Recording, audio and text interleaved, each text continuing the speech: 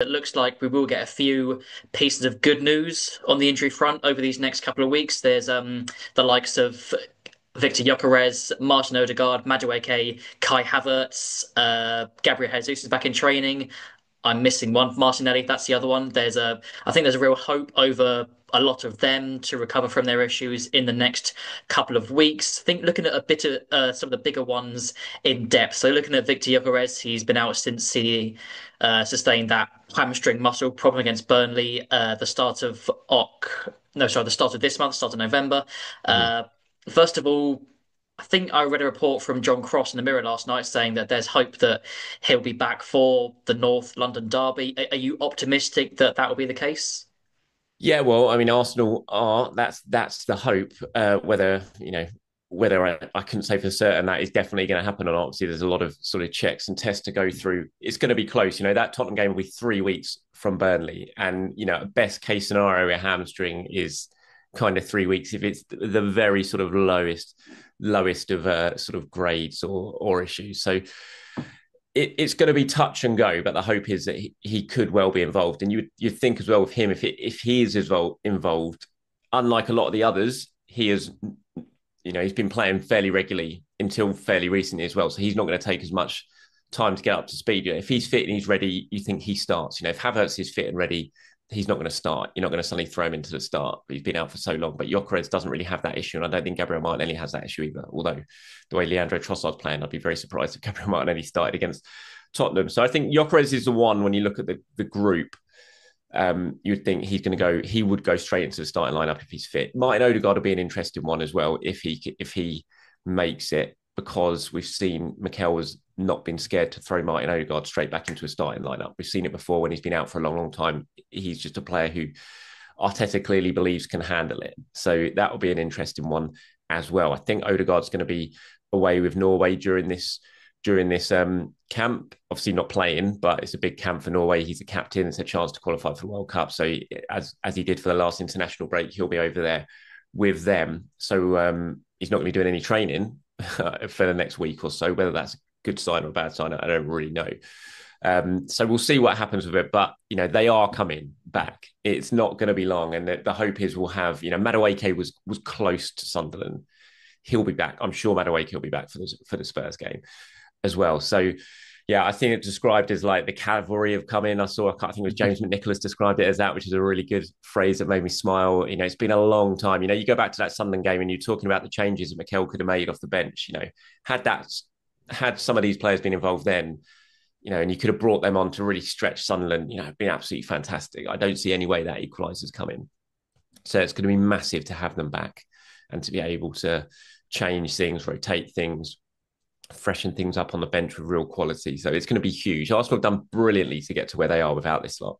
So yeah, with this lot coming back very, very soon, it's going to be fantastic.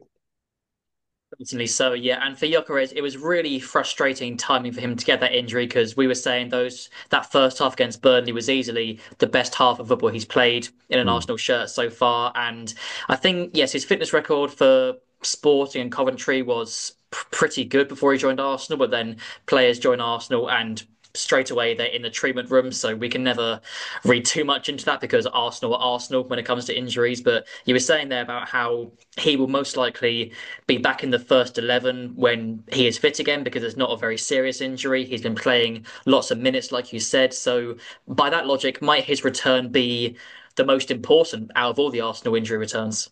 In terms of Saturday, the Tottenham game, yeah, you would say so for that weekend, just because, as you said, he's up to speed, despite the fact he's missed a couple of weeks. He'll be ready to go. Clearly, he's in a good run of form, playing well. The players have adjusted to playing with him, and it will just cause Tottenham an awful lot more problems. If you're asking you're asking Van der Ven and Romero, who do you want to play against in the North London derby, Mikel Merino or Viktor Gyokeres, I know which answer they're going to give every single day of the week, because it's going to be a much more comfortable game for them when they're just having to be able to look in front of them, because that's where Marino's going to be all the time. He's not going to be running that way and turning them round and pulling them apart. So it would be, I think, out of that lot. I think Odegaard as well. If Odegaard is fit and they deem him ready to start, I think that could be a big, big thing for Arsenal, because I think Jesus has done well in that number 10 role. He's done okay in that number 10 role. But Arsenal just play a little bit differently without Martin Ødegaard. He's the guy who just makes everything happen. There's that extra urgency, the press, everything about it. Um, and I think if they can get him back, especially with some of the signs he was showing earlier on in the season of getting really close back to his best, I think that would be absolutely massive. So I'd say those two are the ones that I'm looking at who could make a massive impact against Spurs. Yes, I think with Odegaard, it was that Olympiacos game in the Champions League. You thought, okay, this is Martin Odegaard at his very best, and then he got his third injury of the season already. Of course, the first two were those freak back-to-back shoulder injuries, so no real like long-term concerns there. But with a knee injury, you're always a little bit more worried about it. So it's it's a really interesting one because, of course, Arteta does have Eze and Waneri who can play in that position. You think maybe he'd be slightly more cautious with Odegaard, given that it is his knee and he's not had a consistent run of games this season. But like you say, with Spurs, Bayern, and Chelsea all coming up, can Arsenal afford not to start him as soon as he's back? I mean, they can afford not to because, like you said, they've got Eze, who I think has filled in well. He's just very, very different to Martin Ødegaard in terms of how he plays that position, and he's clearly getting used to playing that position, which isn't his usual one. So I think they can deal without throwing him straight back in, but I think the temptation will be to throw him in if the medical side say he's fine. If they say he's good to go, then we've seen it before with McKenna. Was it Chelsea last season when he'd been out for ages with that ankle injury he picked up for Norway, and then he came back at Stamford Bridge and suddenly was starting it. He played the whole game in that, and you were just like, wow, that's it. I was stunned he was starting that game. So the history suggests Mikel's not afraid to do that when it comes to Odegaard. But like you said, it's a massive week, 3 huge games. I mean, you don't get a week as big as this every so often, do you? Tottenham, Bayern Munich, Chelsea at Stamford Bridge. I mean, it's a massive, massive week. And so you'd have to factor in those games and trying to keep players fresh and all that thing when you're choosing your starting 11. But the Tottenham game feels very big to me on the back of the draw against Sunderland. 2 weeks to sort of sit on that result and sit on that late goal. You want to hit the ground running straight after the international break and show everyone that that's not the start of a blip. That's just that was just a bit of frustrating time in that we're going to bounce back from and show you that we're ready to go again. So that feels like a really big game to me. Absolutely. I think it was actually this time last year that Odegaard, it was just before the international break that Odegaard played in that Chelsea game. And that was actually a little anniversary for us. That was our first episode. This is now our 50th episode of doing these calls. So nice little nugget of information there. But Ah. yeah, so there you go. Happy anniversary, Charles. Yeah, so we've talked about Odegaard and Gyökeres. I think Madueke, that's also an interesting one because he's now been out for nearly about sort of 6 or 7 weeks with that knee injury. Again, Yeah. there's optimism that he'll be back soon after the internationals as well. We saw how sprightly and lively he was on that right wing during Saka's absence. I mean, since then, Saka's played a lot of football. He's away with England now. England are through, of course, to the World Cup already, but you'd expect Saka would still play in both those games against Serbia and Albania. So when Madueke is back, let's say, there's still uncertainty. He might be back for Spurs. It might be a bit longer. But if he is back for Tottenham, do you think he will start one of those games against Spurs or Chelsea or Bayern Munich? I wouldn't be surprised if he starts one of them. I wouldn't be able to tell you which one it is.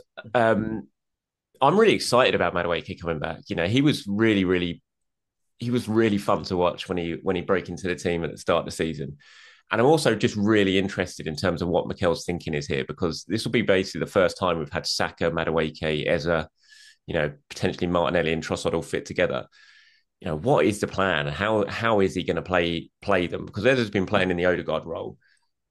I do want to see him back over on the left hand side. I know that at the start when he first came in, everyone's like, well, he has to play in the centre, but I don't know, because at Crystal Palace when he was at his best, it was coming in off that left hand side, and he's playing a very different role in this Odegaard position, playing kind of on the right of. It's more like a 10, but he's drifting over to the right a lot. So I really want to see him over on the left hand side. So what are we going to see? Are we going to see, was Mikel thinking Madueke, Odegaard, Saka? Or was he thinking Eze on the left, Madueke on the bench? I'm really intrigued to see what he's going to do with it. But, we saw from Madueke when he broke into the side that he was so exciting. He was so direct. He was getting fans off their seats. And it was a real shame to see his sort of momentum that he built up just halted by that injury. So he'll want to come back and make up for lost time and hit the ground running and pick up from where he left off.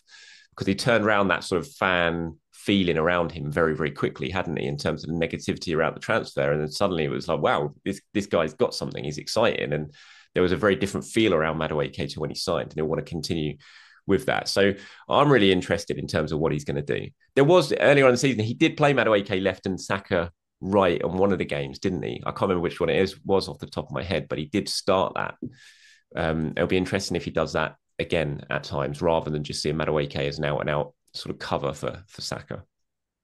Yeah, certainly going to have the best kind of selection dilemmas, they say, when all those players are back. And I think the last cab off the rank will be Gabriel Jesus, but he is back in team training now. We've seen him with the ball at his feet and also with a smile on his face after, I think, 10 months out with that ACL injury from January. You'd expect it might still be several weeks before he's ready for first team action. I think maybe late December, early January in the sort of best case scenario. But Arteta was asked about it in his press conference, saying that he's unpredictable, brings a new dimension to this Arsenal attack. So I mean, I guess like me, you also can't wait to see him back in action as well. Yeah, absolutely. Yeah, if Arsenal can get him back to anywhere near his best, what a massive boost he could be to the squad for the second half of the season. I mean, it was great to see him looking happy, training with the squad, full contact training. Like you said, he's going to be the last of the lot who come back, because Arsenal have to be very careful with him now. This is a big moment in his recovery. You don't want to take any chances. You don't want to risk any re-injury or anything like that. So it's going to be very, very carefully managed out. I imagine he'll play a couple of games for the 21s, try and build up some minutes before getting back into the first team. But if he's fit, if you can get him fit, one addition, can play centrally, brilliant against a low block, can play on the left, can play on the right, and that's a hell of an option. He's the only player in the squad who's won a Premier League before as well, which could be absolutely invaluable experience over the second half of the season. He's a leader. I've seen people say, "Oh, get rid of him in January. Can't rely on him. Try and get some money in from while you can in January." I just don't get that thought process at all. Yeah, in the summer, fine, but what good is 10-15 million pounds going to do to Arsenal in the bank in January? Nothing. They're not going to reinvest it. I don't see any way they bring in another forward if they let someone like Gabriel Jesus go. So what good is that money? The accountants might be happy. Fans, no. What would you rather? 10-15 million sitting in the bank, or one great game for Gabriel Jesus that wins 3 points that could potentially win you the title? So for me, it's an absolute no when it comes to any sort of talk of Gabriel Jesus going in January. Get him fit, use him. I think he could be absolutely invaluable in the final sort of months of the season.